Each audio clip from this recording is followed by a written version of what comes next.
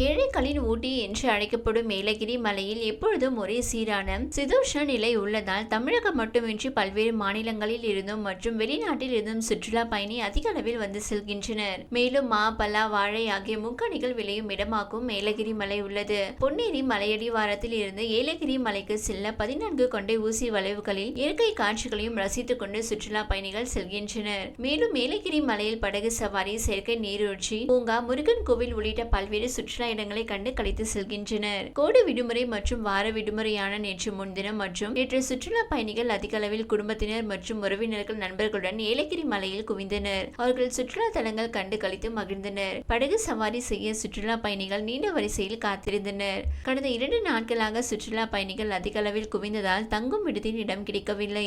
இதனால் பெரும்பாலும் சுற்றுலா பயணிகள் இரவில் தங்க முடியாமல் திரும்பிச் சென்றனர். ஏலகிரி மலையில் உள்ள அரசு விடுதி மற்றும் தனியார் விடுதிகள் அனைத்தும் நிரம்பியது. பெரும்பாலான சுற்றுலா பயணிகள் ஆன்லைனில் தங்கும் விடுதிகளை முன்பதிவு செய்வதால் நேரில் வரும் சுற்றுலா பயணிகள் தங்கும் விடுதி கிடைக்காமல் மிகவும் அவதிப்பட்டனர்.